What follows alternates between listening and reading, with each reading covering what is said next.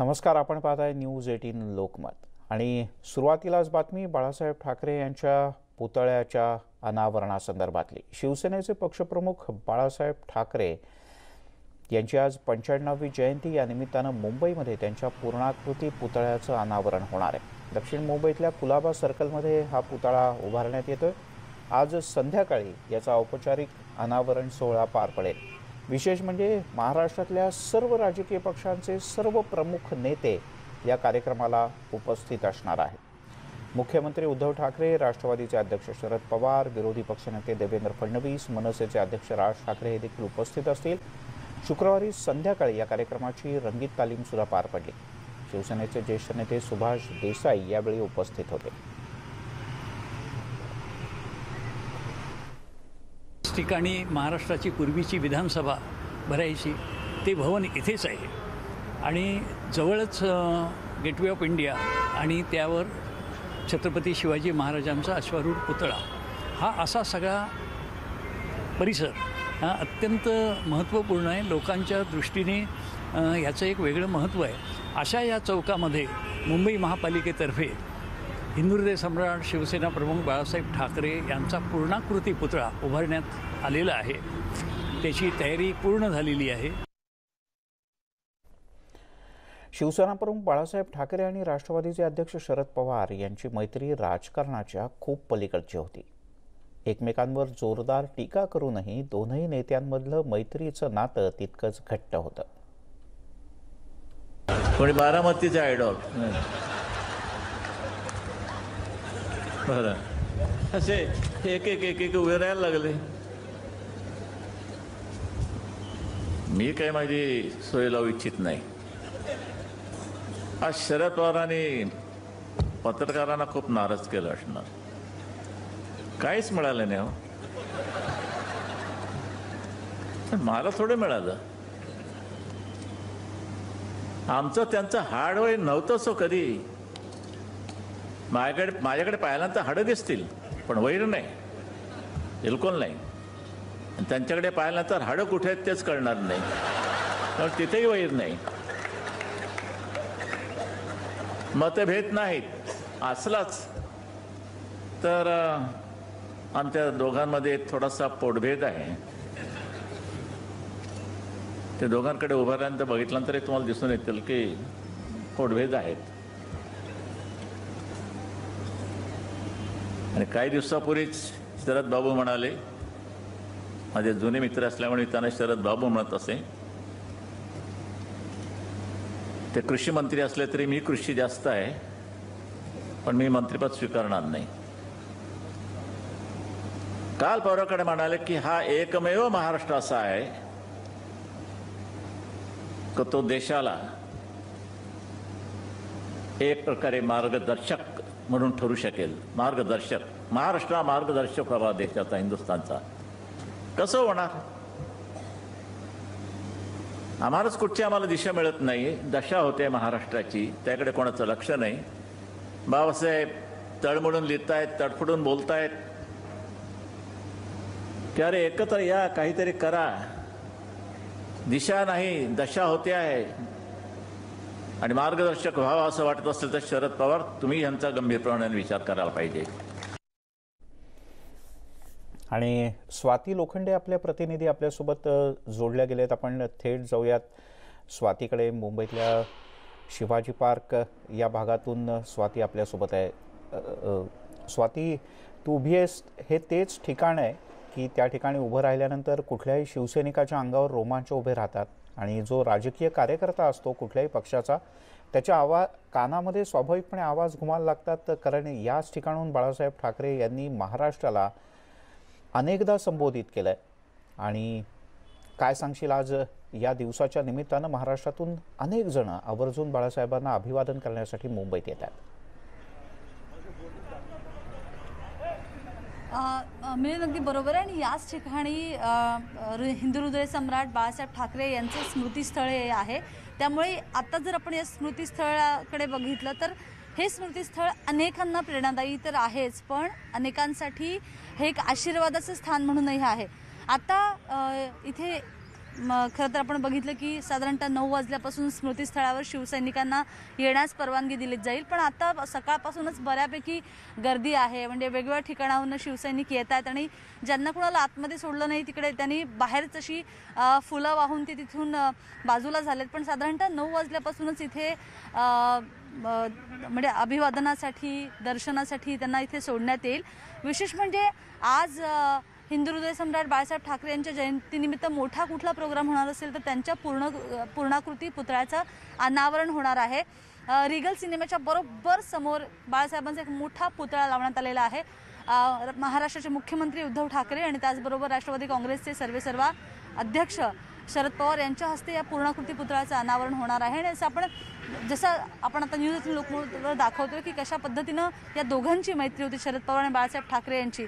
त्यामुळे साहजिकच आहे आजचा हा कार्यक्रम विशेष तर असेलच. त्याचबरोबर राज ठाकरे आणि इतर नेते मंडळी या कार्यक्रमाला हजेरी लावणार आहे. जर आपण बाहेर जर दृश्य दाखवली तर हळूहळू हे सगळे लोक किंवा कार्यकर्ते येताना बघायला मिळतात. आपल्याला ते दाखवू शकत नाही कारण ते बॅरिकेडच्या बाहेर आहेत, पण किमान आपण एकाकडनं कोणाकडून तरी बोलण्याचा प्रयत्न करू. मला सांगा की तुम्ही कुठून आला आहात? कधी निघालात? रात्री निघालात. तर मिलिंद, मी इथून दाखवू शकत नाही कारण बॅरिकेटिंग आहे किंवा अशा पद्धतीने एक मोठी भिंत आहे. पण ही झाली कराडची मंडळी. अनेक ठिकाणावरून हळूहळू मंडळी येतात, काही जण आलेत आणि बाहेर उभे आहेत, फक्त वाट पाहतात की त्यांना कधी अभिवादन करण्यासाठी स्मृतीस्थळावर सोडलं जात आहे. मिलिंद. स्वाती, आज जो मुख्य कार्यक्रम आहे संध्याकाळी पूर्णाकृती पुतळ्याचं अनावरण होणार आहे, पण त्या व्यतिरिक्त या ठिकाणी शिवाजी पार्कला आज दिवसभरात कोण कोण भेट देणार आहेत? इथे काही विशेष व्यवस्था करण्यात आले का? आणि बाकी शिवसेनेच्या वतीनं बाळासाहेबांच्या स्मृती दिनाच्या निमित्तानं काय काय कार्यक्रम आहे? खरं तर स्मृतीस्थळावर विशेष व्यवस्था करण्याची गरज यासाठी नसते मिलिंद, कारण आपण जर आतमध्ये बघितलं तर ज्या पद्धतीने ही फुलांची सजावट दिसते ही कायमची असते. फक्त बाहेर या ज्या फुलांच्या अशा लड्या लावलेल्या आहेत ती फक्त नवी सजावट आहे. पण त्या व्यतिरिक्त मात्र स्मृतीस्थळ हे असंच छान आणि सुंदर प्रेरणादायी असं दिसत असतं.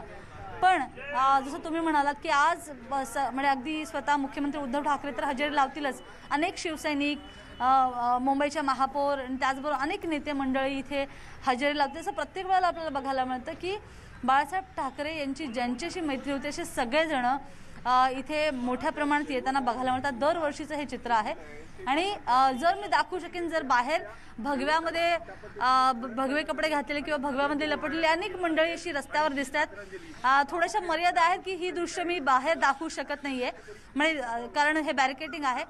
पण ही दिवसभर इथे अशीच गर्दी होणार आहे. विशेषतः याच्यापेक्षा दुप्पट गर्दी कदाचित आज पूर्णाकृती पुतळ्याच्या इकडे होईल, कारण तिकडचे रस्ते बंद केले जाणार आहेत. कारण मधल्यामध्ये हा पुतळा आहे, त्यामुळे रस्ते बंद करून वेगवेगळ्या प्रकारची व्यवस्था करण्यात आलेली आहे.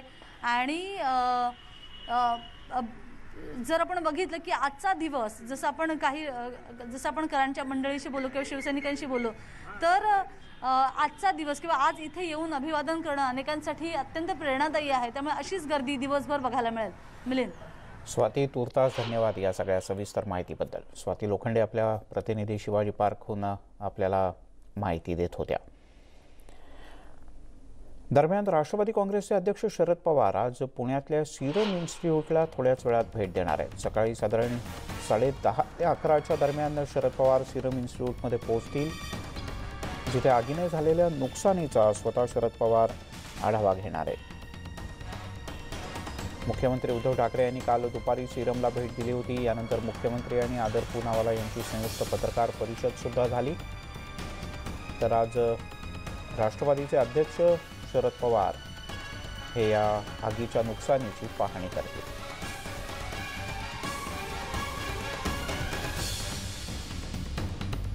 कालपासून अनेक मान्यवरांनी सिरम इन्स्टिट्यूटला भेट दिली. सिरम इन्स्टिट्यूट ही आता जगाच्या दृष्टीने खूप महत्त्वाची बाब आहे, कारण याच ठिकाणी कोविशिल्ड नावाची कोरोनावरची लस इथे तयार केली जाते. प्रत्यक्षात जिथे कोविशिल्ड लस तयार केली जाते ते आणि आग लागलेलं ठिकाण यामध्ये बरंच अंतर आहे. त्यामुळे ती लस तयार करणं आणि त्याच्या प्रक्रियेला कोणताही धक्का बसलेला नाही. चंद्रकांत कुंडे आपले प्रतिनिधी आपल्यासोबत आहेत. चंद्रकांत, 10:30 वाजेपर्यंत शरद पवार इथे पोहोचतील स्वतः पुनावाला त्यावेळेला असणार आहेत का? हो, निश्चितच. अर्थात अजून पहिल्यांदा त्याच्या आधी शरद पवारांचा एक प्रोग्राम होणार आहे. तो प्रोग्राम किती वाजता संपतो त्यावर पुढचं सगळं नियोजन डिपेंड राहील. त्या वारजेतला प्रोग्राम संपला की शरद पवार साधारण 11:30 वाजता त्यांचा वारजेतला प्रोग्राम आहे 9:30 वाजता. तिथून समजा तो अर्धा पाऊण तास चालला. तिथून सिरमला पोहोचायला एक साधारण 45 मिनिटं, म्हणजे 11-12 पर्यंत आपण धरून चालायला हरकत नाही. 12 वाजता कदाचित शरद पवार सिरमला भेट देऊ शकतात. चंद्रकांत तुर्तास धन्यवाद या माहितीबद्दल. पुण्यातल्या सिरम इन्स्टिट्यूटला लागलेल्या आगीनंतर झालेल्या नुकसानीची पाहणी काल मुख्यमंत्री उद्धव ठाकरे यांनी केली. या आगीमध्ये कोविशिल्ड लसीच्या प्लांटला कोणताही धक्का लागलेला नसून तो पूर्णपणे सुरक्षित असल्याची माहिती सिरमच्या संचालकांनी दिली. तसंच आगीचा लसीकरणावर काहीही परिणाम होणार नाही असंही त्यांनी आवर्जून नमूद केलं.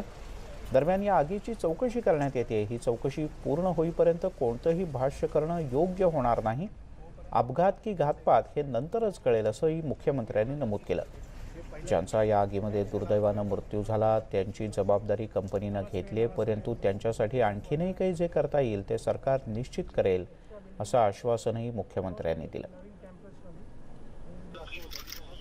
त्याच्याबद्दल चौकशी ही नीट सखोलपणाने केली जाते आहे आणि म्हणून मला असं वाटतं की तो अहवाल जोपर्यंत येत नाही तोपर्यंत असा कोणताही निष्कर्ष काढणं हे योग्य राहणार नाही. जोपर्यंत चौकशी पूर्ण होऊन अहवाल येत नाही तोपर्यंत याच्यावरती कोणती भाष्य करणं हे योग्य राहणार नाही. पूर्णपणे तपासणी चौकशी सुरू आहे आणि चौकशी झाल्यानंतर मी पुन्हा सांगतो अहवाल येईल आणि तेव्हा कळेल की घातपात होता का अपघात होता. The damage is more than 1,000 crores because of the equipment and the products that were going to be launched over there. Fortunately, we have got multiple facilities, and as CM Saab explained, COVID-19 vaccine का कुछ इसमें effect नहीं होगा supplies पे, मगर हमारे जो नए product launches थे विदेश अदर कंट्रीज के लिए, रोटा वायरस, BCG, उनका बहुत नुकसान हुआ है. मगर वो भी हम अभी कोशिश करेंगे कि अलग अलग फैसिलिटीज़ में सप्लाई का गैप हम मेकअप कर सकते हैं. मेनली लॉस फाइनेंशियल है, सप्लाईज को लॉस नहीं होगा मगर फाइनेंशियल बहुत लॉस हुआ है. तिकडे सिरम इन्स्टिट्यूटची लस आता 7 समुद्रापार पोहोचायला सुरुवात झाली. ब्राझीलमध्ये सिरमची लस दाखल झाली आहे. साओ पावलो आणि रिओ द जेनेरिओ या 2 प्रमुख शहरांमध्ये कोविशिल्डची लस पोहोचली आहे. ब्राझील देशाला कोरोनाच्या महामारीचा मोठा फटका बसला आहे आणि त्यामुळे या देशाला लसीची नितांत गरज आहे. तसंच म्यानमारच्या रंगूनमध्ये सुद्धा सिरमची लस पोहोचली आहे.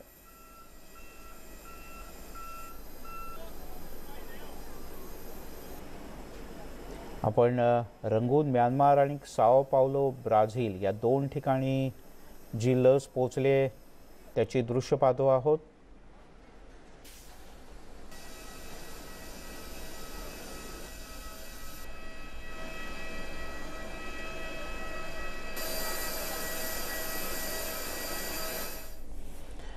आणि आता काही राजकीय बातम्या. मला मुख्यमंत्री होण्याची घाई नाही असं विधान केलंय राज्याचे माजी मुख्यमंत्री अशोक चव्हाण यांनी. मुख्यमंत्री उद्धव ठाकरे यांच्या नेतृत्वाखाली आमचं सरकार उत्तमपणे काम करत आहे, त्यामुळे मला आघाडीत बिघाडी करण्याची गरज नाही असंही त्यांनी स्पष्ट केलं.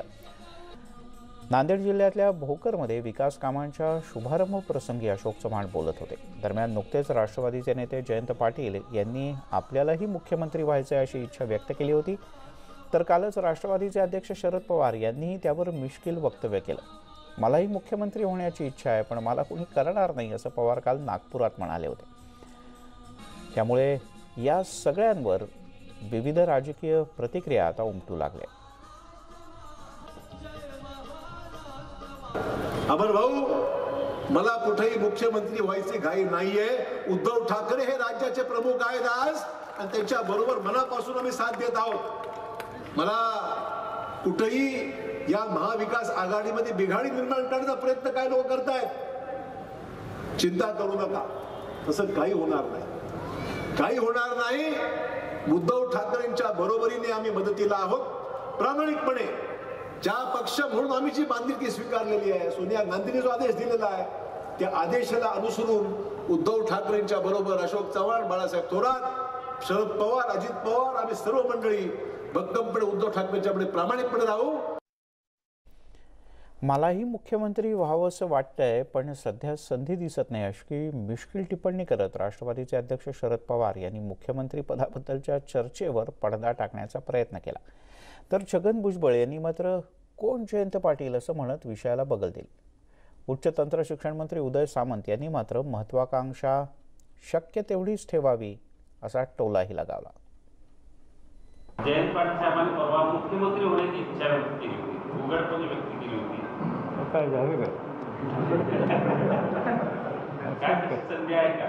काय संधी उद्या मला वाटलं तर काय करू, मला कोणी करणार नाही म्हणून मी वाटत नाही. कोण म्हणाले? जयंत पाटील म्हणाले. कोण जयंत पाटील? हे कधी म्हणाले? माझ्यासमोर नाही म्हणाले. जयंत पाटील म्हणाले. कोण जयंत पाटील? हे कधी म्हणाले? माझ्यासमोर नाही म्हणाले. मी कोणीच नव्हतो तर कॅबिनेट मंत्री झालो. त्याच्यामुळे महत्वाकांक्षा पण एवढी मोठी असू नये. जे उद्धव साहेबांनी केलंय, आमदार केलं, आता मंत्री केलंय, समाधानी आहे.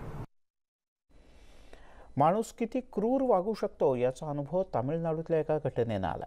एका हत्तीवर चक्क जळता टायर टाकण्यात आला. या घटनेत हा हत्ती गंभीररित्या जखमी झाला आणि काही दिवसांनी उपचारादरम्यान त्याचा मृत्यू झाला. निलगिरी इथल्या मसिनागुडी परिसरात ही घटना घडली. गावामध्ये हा हत्ती शिरला होता, त्याच्यामुळे एका महागड्या गाडीचं नुकसान झालं. याचा राग मनात ठेवून 2 आरोपींनी या हत्तीवरती जळता टायर फेकला.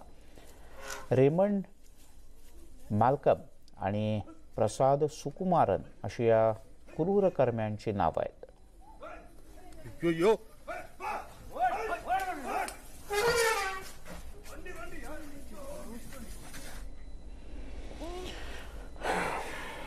माणूस कसाही वागला तरी प्राणी मात्र माणसावर निर्व्याज प्रेम करतो आणि याचं उत्तम उदाहरण पाहायला मिळालं तुर्कस्थानमध्ये. उत्तर तुर्कस्थानात एका वृद्धाला रुग्णालयात न्यावं लागलं. त्याचा श्वान बॉन्कुकू हिला ते आवडलं नाही. तिला चिंता वाटू लागली. रुग्णवाहिकेच्या मागे धावत धावत त्यानं रुग्णालय गाठलं. रात्रीपर्यंत ती तिथेच बसून होती. निराश झाली, शेवटी घरी गेली. दुसऱ्या दिवशी सकाळी पुन्हा एकदा रुग्णालयात जाण्यासाठी निघाली. रुग्णाच्या मुलीनं तिला घरी आणलं, पण बॉन्कुकूला काही केल्या घरी बसवेना. ती पुन्हा रुग्णालयात पोहोचली आणि गेटच्या पायऱ्यांवरती बसून तिनं दिवस काढला. दार उघडलं की ती हळूच डोकावून पाहायची. आपले लाडके आजोबा बाहेर येतात का? ती न कोणावर भुंकत होती, न चावत होती, न कोणाच्या चुचकारण्याला लक्ष देत होती.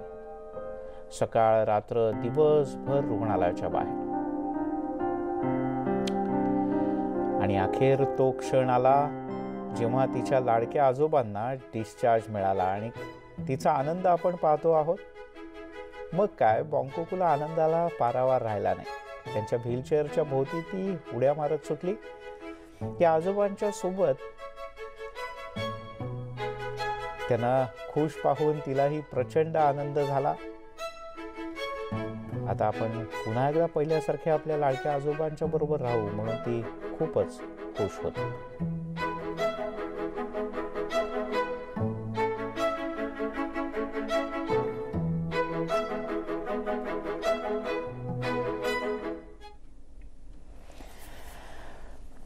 आपण हे गृहीत धरतो की झोपडपट्टीमध्ये राहणाऱ्या नागरिकांना सकाळ संध्याकाळ पाण्यासाठी रांगेतच उभं राहावं लागतं. कोणीही त्यांच्या अडचणींचा विचार करत नाही.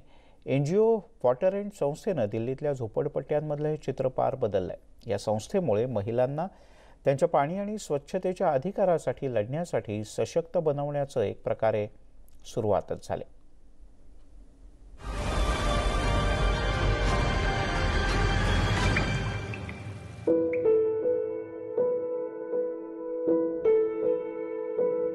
पहले मैम हमारा तो यहाँ पे पानी का बहुत ही दिक्कत थी. 4 टंकर 5 टंकर ऐसे देती थी. हमारा गुजारा नहीं होता था. बच्चों का कपड़ा धोना, नहाना बहुत मुश्किल था. नहाना कभी कभी नहाती थी, कभी कभी नहाती थी नहीं. जब इस बस्ती को लिया यहाँ पानी बिल्कुल नहीं था. एक बहुत बड़ी मीटिंग दिल्ली जल बोर्ड के साथ की, MLA साहब के साथ की, कुछ नहीं हो पाया. लेकिन उससे ऊपर श्री शीला दीक्षित जी उस वक्त अवेलेबल थी, उनके पास हम बस्ती के कुछ लोगों को लेकर गए और उन्होंने वहां से हमको ये कहा कि 2 से 4 टैंकर हो जाएंगे। 4 को 8 हमारे एमएलए नरेश यादव जी ने किया, जो कि इस वक्त यहाँ के विधायक हैं। अभी एनजीओ ने जो हेल्प करी है हम लोगों की, उससे तो काफ़ी दिक्कतें मतलब कम हो गई है, तो उससे काफ़ी मतलब बदलाव आया है, काफ़ी डिफरेंस आए हैं चीज़ों में। तो हम लोग यहाँ पे काफ़ी एडजस्टमेंट करते हैं पानी से। जैसे सब्जियाँ धोते तो पानी हम लोग रख देते हैं कि हम लोग उससे एक बार गंदे बर्तन धो लेते, फिर उसके बाद अच्छे पानी से धो लेते हैं बर्तन को। पानी पहले लोगों को बहुत कम मिलता था, अब मिलता है, उनकी आवश्यकता के अनुरूप है। लेकिन उसको अनुरूप करने के साथ साथ जब ये शौचालय बनवाई तो शौचालय के साथ एक बोर बनवाया। लोग उस बोर का भी पानी इस्तेमाल करते हैं। जो पानी उन्हें हाथ धोने में और टॉयलेट में ले जाने में या नहाने में अपने घर में उसी पानी में इस्तेमाल करना पड़ता था, वही पानी आपको शौचालय में इस्तेमाल कर अपने अनुपात को बराबर कर इस बस्ती में पानी की अब कोई समस्या नहीं है।